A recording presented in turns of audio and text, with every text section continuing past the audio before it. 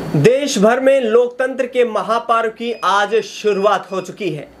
देश भर के 21 राज्यों की 102 लोकसभा सीटों पर मतदान जारी है। इस बीच आपको बता दें कि तमाम राजनीतिक दल जीत का दावा करते हुए नजर आ रहे हैं। वहीं शांतिपूर्वक कई जगह पर मतदान चल रहा है तो कहीं पर छिटपुट घटनाएं भी सामने आई हैं। लेकिन ऐसे में चर्चा करेंगे हरियाणा में, जहां कांग्रेस पार्टी अभी तक इस असमंजस में फंसी हुई है कि आखिरकार चुनावी प्रत्याशियों का ऐलान किस आधार पर किया जाए, क्योंकि पार्टी के पास एक सीट पर 4 से 5 उम्मीदवार दावेदारी ठोक रहे हैं। ऐसे में इन तमाम मुद्दों पर चर्चा रहेगी। भारतीय जनता पार्टी के खिलाफ चल रही एंटी इनकम्बेंसी पर भी बात करेंगे और इसके साथ साथ किसानों का मुद्दा कितना हावी दिखाई देगा हरियाणा में लोकसभा चुनाव के दौरान, इन तमाम मुद्दों पर बात करेंगे। मेरे सहयोगी अक्षय मेरे साथ मौजूद है। अक्षय, आपका स्वागत है।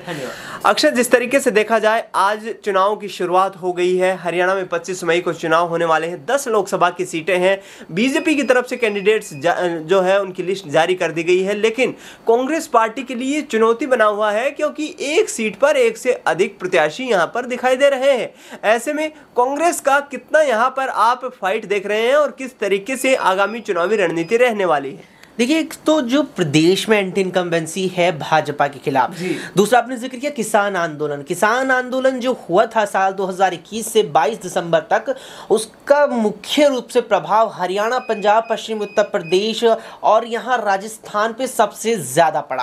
अब इसमें हरियाणा पूरा आ गया इस पूरे जो किसान आंदोलन था इसकी चपेट में। ये जो किसान आंदोलन था, बीजेपी के खिलाफ एंटी इनकम्बेंसी है और अन्य कुछ और ऐसे मुद्दे हैं जो कांग्रेस के लिए प्लस पॉइंट है, जो कांग्रेस को इन 10 लोकसभा सीटों पर बेहद ही फायदा पहुंचाने की स्थिति रख रहे हैं। लेकिन यहां पर आपने जो जिक्र किया कि एक सीट और प्रत्याशी अनेक, कांग्रेस के लिए ये गले की हड्डी यहां पर बन सकता है। यहां पर ये बड़ी चुनौती हो सकता है क्योंकि यहां पर जिस तरीके से 10 लोकसभा सीटें हैं और कई प्रत्याशी यहाँ जो ये है कांग्रेस के पास है, ये कहीं के संभावित प्रत्याशी जो हैं, ऐसे में पार्टी में फूट पड़ने की संभावना है, कांग्रेस हरियाणा में फूट पड़ने की संभावना है। इसीलिए अब ये बड़ी चुनौती कांग्रेस के लिए बन गई है। अगर कांग्रेस आलाकमान इस चुनौती को तरीके से निपट के इससे पार पा पाएगा तो फिर जाकर के वो 10 की 10 लोकसभा सीटों पर बीजेपी के सपने को भी चूर कर सकता है और इस साल होने वाले राज्य के विधानसभा चुनावों में भी भाजपा को तगड़ा झटका दे सकता है। बिल्कुल, हरियाणा में भाजपा को तगड़ा झटका लग सकता है और वो इसी आधार पर लग सकता है कि प्रदेश में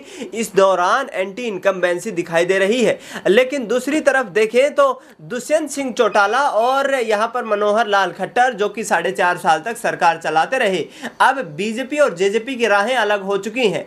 दुष्यंत चौटाला ने 5 लोकसभा सीटों पर प्रत्याशियों का ऐलान कर दिया है। ऐसे में खबरें यह भी सामने आई कि हरियाणा में कांग्रेस और जननायक जनता पार्टी के बीच गठबंधन हो सकता है। जेजेपी के प्रदेश अध्यक्ष देवेंद्र कादियान ने यह कहा कि जिस तरीके से लगातार खबरें सामने आ रही हैं उसके आधार पर हिसार और भिवानी महेंद्रगढ़ लोकसभा सीट यदि कांग्रेस पार्टी के द्वारा छोड़ दी जाती है जेजेपी के लिए, तो बाकी बची हुई 7 सीटों पर हम उनका समर्थन देंगे। ऐसे में अक्षय, क्या कोई संभावना नजर आती है गठबंधन की जेजेपी और कांग्रेस के बीच? देखिए, बिल्कुल यहाँ पर संभावना भी है और अगर यहाँ पर आप देखिए कि मुख्य रूप से अगर मुकाबला माना जाए हरियाणा में वो कांग्रेस और भाजपा के बीच ही है। लेकिन यहाँ पर जो जेजेपी है, यहाँ पर दुष्यंत चौटाला अब वोट काटने का काम करने वाले हैं और ऐसा नहीं है कि दुष्यंत को अपना वोट नहीं मिलेगा। अगर वो 5 सीटों पर अपने प्रत्याशी उतारने की बात कह चुके हैं यहाँ पर, तो वोट तो उन्हें अपना भी मिला है। लेकिन ऐसे में अगर दुष्यंत चौटाला, अगर जेजेपी का कांग्रेस के साथ गठबंधन हो जाता है तो जो सबसे तो पहले जेजेपी और कांग्रेस का वोट एकीकृत होगा, उससे गठबंधन मजबूत बनेगा। जो इंडिया गठबंधन में अगर यहां आ जाते हैं दुष्यंत चौटाला, वो हरियाणा में मजबूत बनेगा और बीजेपी के बड़े अच्छे वोट बैंक पर सेंधमारी होगी। इससे 10 की 10 लोकसभा सीटों पर प्रभाव पड़ेगा और अगर ये चीज हो जाती, हालांकि ये तो चुनाव परिणाम ही बताएंगे जब यहां मत गणना होगी कि कितने प्रतिशत या कितनी सेंधमारी दुष्यंत ने भाजपा के वोट बैंक पर की है। लेकिन उससे पहले अगर गठबंधन हो जाता है जेजेपी और कांग्रेस का, तो तभी बीजेपी के सर पर हाथ चला जाएगा कि काहे हमने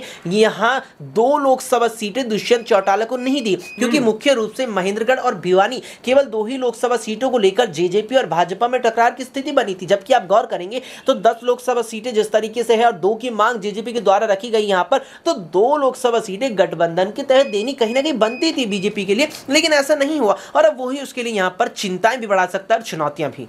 बिल्कुल, कहीं ना कहीं दुष्यंत चौटाला का गठबंधन तोड़ना यहाँ पर बीजेपी के लिए गले की फांस बन सकता है। गले की फांस यहाँ पर पार्टी के वरिष्ठ नेताओं का नाराजगी दिखाना भी बन सकता है, क्योंकि जिस तरीके से अनिल विज, राव इंद्रजीत सिंह, पूर्व प्रदेश अध्यक्ष ओम प्रकाश धनखड़ और इसके साथ साथ शिक्षा मंत्री रामविलास शर्मा भी जो मुख्यमंत्री की रेस में अपने आप को शामिल कर रहे थे, उनको भी करारा झटका लगा है। ऐसे में अक्षय, नया मुख्यमंत्री चुनाव से ठीक पहले बना देना, और हरियाणा में डबल चुनाव है, एक लोकसभा का चुनाव, 6 महीने के बाद विधानसभा चुनाव। ऐसे में क्या मनोहर लाल खट्टर की छवि कहीं ना कहीं हाईकमान की जो है उम्मीद के अनुरूप नहीं रही और नायब सिंह सैनी को मुख्यमंत्री बनाना पड़ा?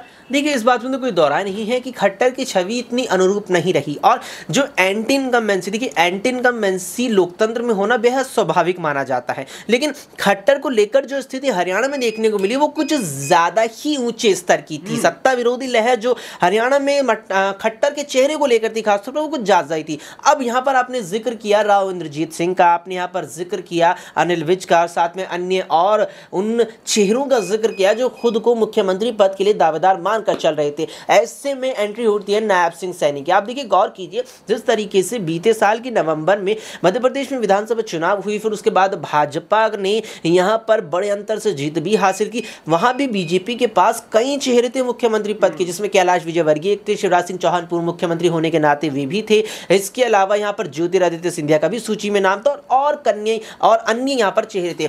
ऐसे में भाजपा ने मोहन सिंह यादव को आगे किया। इसको लेकर ये बात कही गई कि कई चेहरे थे, अगर उन कई चेहरों में से किसी एक को उठाया जाता तो जो अन्य चेहरे थे उनकी बगावत की स्थिति बढ़ सकती थी। लिहाजा भाजपा ने उन कई चेहरों में सभी को दरकिनार करके एक अलग ही चेहरे को आगे लिया। वही चीज नायब सिंह सैनी को लेकर हरियाणा में देखने को मिली। अगर मनोहर लाल खट्टर के बाद अनिल विज और साथ ही राव इंद्रजीत सिंह और साथ ही अन्य और नेता भी कहीं ना कहीं दावेदार थे मुख्यमंत्री पद के, तो उन सभी को दरकिनार किया। ऐसा नहीं है कि किसी एक को उठा करके औरों की नाराजगी बढ़ा दी हो, इसीलिए उन सभी को दरकिनार करके एक नए ही चेहरे को आगे लाया गया है। लेकिन अब यहां पर यह चीज देखने वाली रहेगी कि भाजपा इस साल होने वाले राज्य की 90 सीटों पर विधानसभा चुनावों में सैनी के चेहरे पर ही चुनाव लड़ती है, क्योंकि देखिए संभावना तो उसकी बेहद कम है, क्योंकि सैनी को इतने मजबूत चेहरा ना अभी तक है और आने वाले 4-5 महीनों में शायद इतना मजबूत ना भी बने। लेकिन उसके बाद क्या कुछ स्थिति बीजेपी लेकर आगे चलती है? बिल्कुल, बीजेपी के लिए कहीं ना कहीं आगामी वक्त और भी मुश्किलें ला सकता है हरियाणा में। जिस तरीके से नायब सिंह सैनी को ओबीसी चेहरे को